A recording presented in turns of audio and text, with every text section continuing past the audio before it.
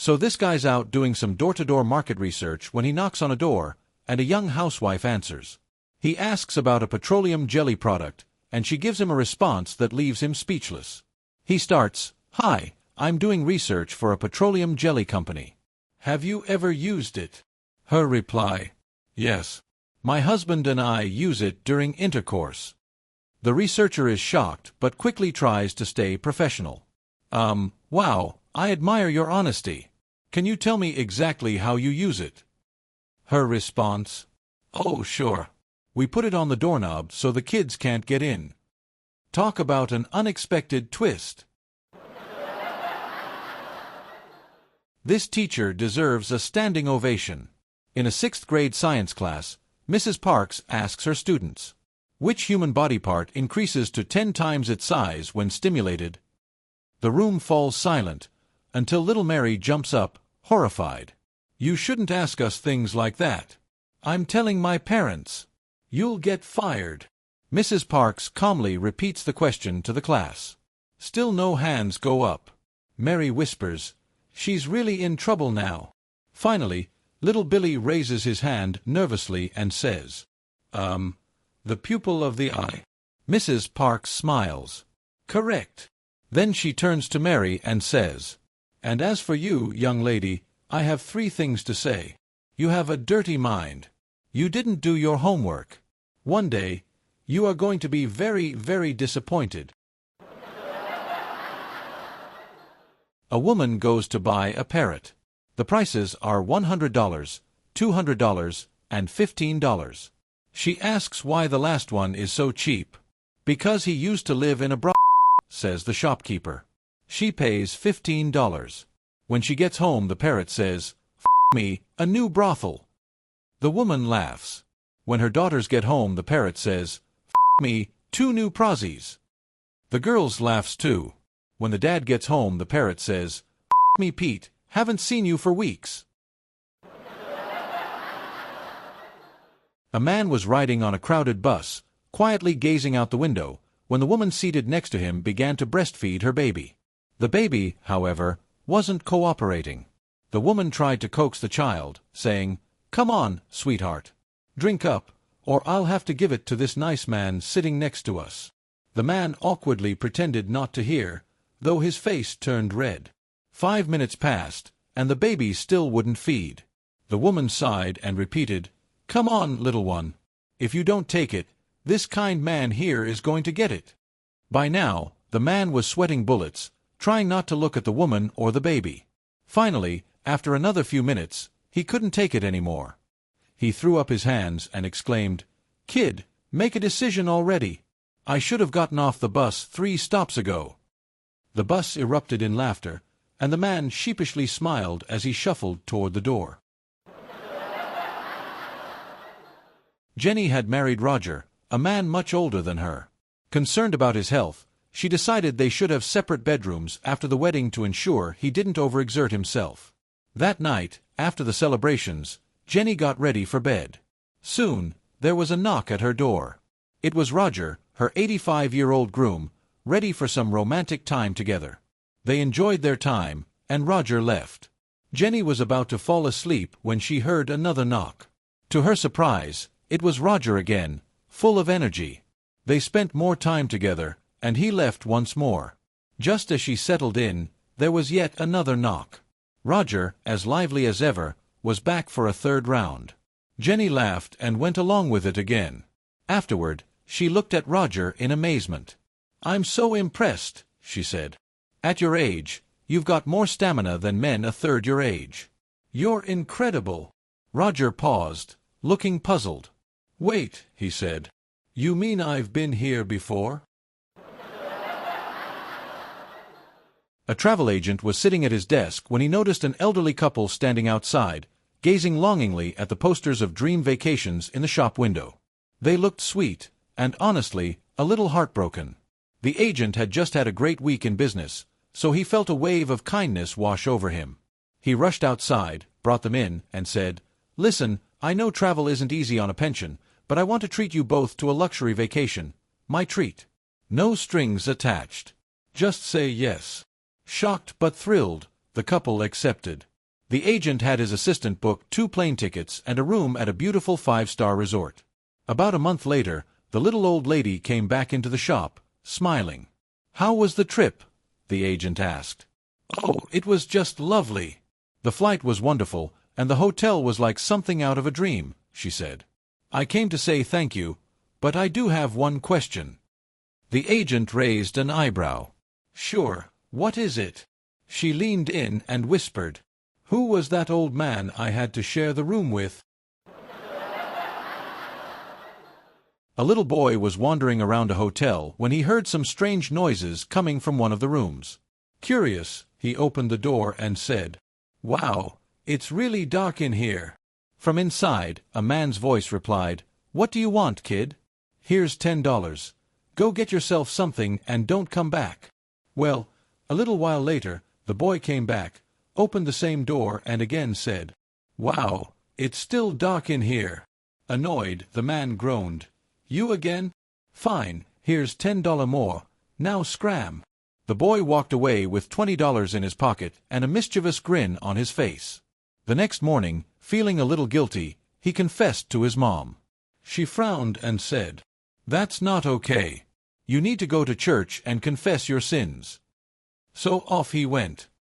He entered the confession booth and said, "Wow, it's dark in here." And from the other side, he heard a very familiar voice say, "Seriously? Not you again." First day on the job, and this trainee already knows how to handle the big boss. A man starts his first day as a trainee at a big corporate empire. Feeling bold, he picks up the phone and dials the pantry. "Get me a coffee, quickly," he demands.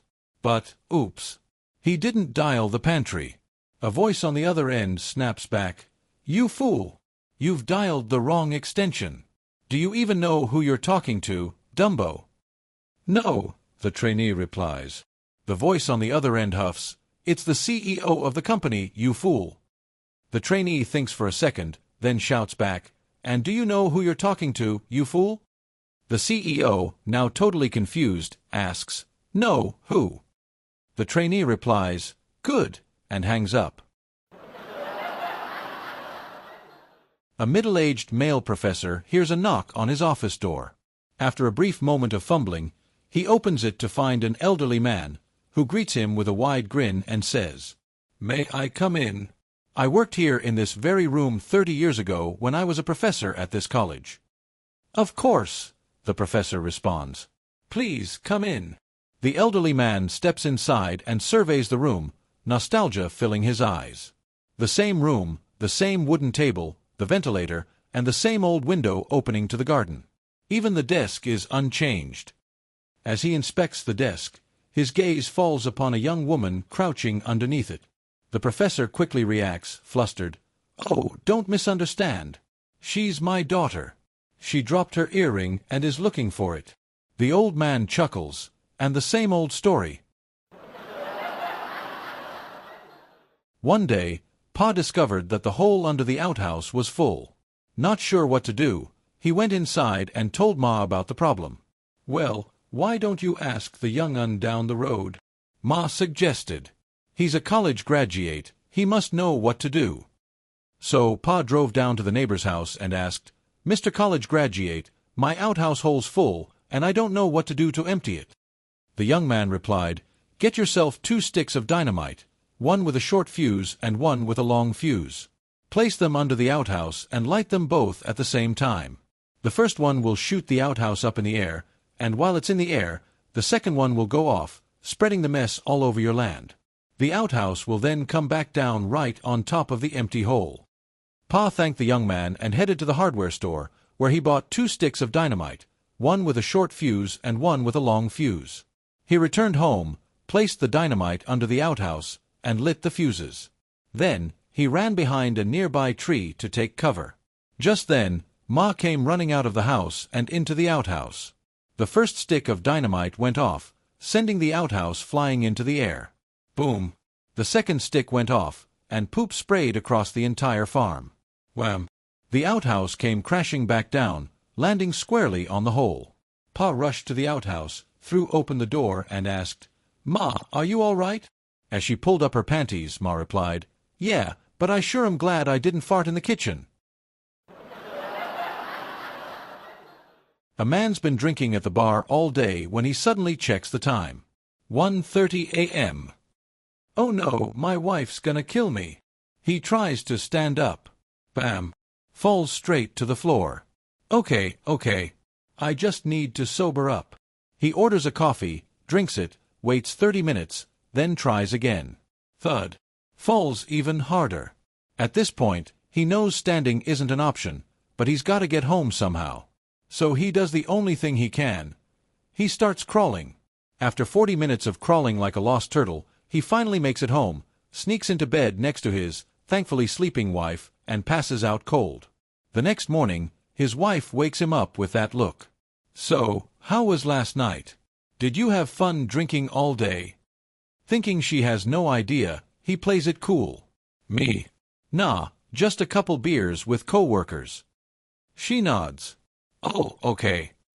Then, as she's walking away, she stops, turns back, and smirks. "By the way, the bar owner called. Your wheelchair's still there, genius." A 19-year-old Italian girl nervously confesses to her mother, "Mama, I've missed my period for 2 months." Panic sets in. The mother rushes to the pharmacy, buys a pregnancy test, and within minutes, the results confirm her worst fears. Her daughter is pregnant. Shouting, crying, and waving her hands wildly, the mother demands, "Who was the pig that did this to you? I want to know right now." Through her tears, the girl admits that she only dated the father for a short time. Then, hesitantly, she picks up the phone and makes a call. 30 minutes later, a sleek Ferrari pulls up in front of their modest home. Out steps a distinguished, silver-haired gentleman in a tailored Armani suit. Calmly, he walks into the house, where the family is gathered in tense silence. Taking a seat in the living room, the man clears his throat and speaks with a composed authority. "Good morning. Your daughter has informed me of the situation. Due to personal family circumstances, I cannot marry her. However, I take full responsibility and will ensure she and the child are well provided for." He continues, if she has a daughter, she will receive a Ferrari, a beach house, 2 retail stores, a townhouse, a beachfront villa, and a $2 million bank account. If it's a boy, he will inherit a couple of factories and a $4 million bank account. If she has twins, each will receive a factory and $2 million. The room is silent as the man leans forward and asks, "However, if she has a miscarriage, what do you suggest I do?" At that moment, the father, who had remained silent through the entire exchange, places a firm hand on the man's shoulder, looks him dead in the eyes, and says in a serious tone, "You take her out on another date."